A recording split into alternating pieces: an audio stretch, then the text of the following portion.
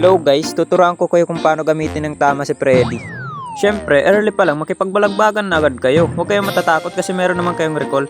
Katapos mo mag-recall, mag-clear ka ng hindi mo lane, tapos idamay mo yung lito, tapos bumalik ka sa lane mo para makipagbalagbagan ulit. Siyempre, hindi ka na nila kaya kasi nakalamang ka na. Aba, pumapalag ka pa talaga, hindi mo ko kaya boy. Oh, ito, TP, ratatatatatatatatatat. Oops, mukhang may masosolo kill ako dito sa top ah. Huwag ka na lumaban boy, solo kill ka na nga sa akin eh. Loh, ba't nandito yung Guinevere? Oy pre, sa akin yan. Ang lala talaga, ito na nga lang Esme, pre sa akin na lang yan pre. Ay, wag na lang pala. Ito na lang, susuluhin ko na lang yung dalawa dito. Teka lang, ba't nabuhay pa to? At bakit ang kunat na ito? Ang kunat talaga. Pero pare, pag ganyan yung kalaban mo, magkunwari ka na atras ka, tapos bumalik ka ng ganyan. Tapos kayang-kaya mo na yan. Wapak. Tapos gawin mo to. Ratatatatatatat. Siyempre, maasar na yan sa'yo. Kaya susugurin ka niyan kahit wala na siyang laban. Kaya naman, asarin mo palalo. Ratatatatatatat.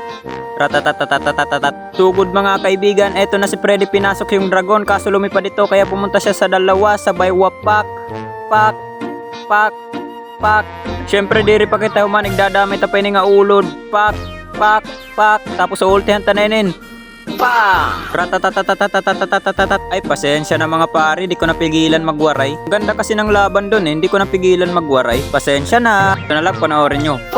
Grabe, ang lakas ng tama ko dun. Nakala ko kasi mapipindot ko yung flicker. Pero pare, wag mo nang pansinin yun. Ito na lang, magja-German cut na lang ako pang bawi. Kaso mukhang wala atang mangyayaring maganda dito. Kasi tingnan nyo yung Gusion, nag-combo tapos tumakbo. Victory!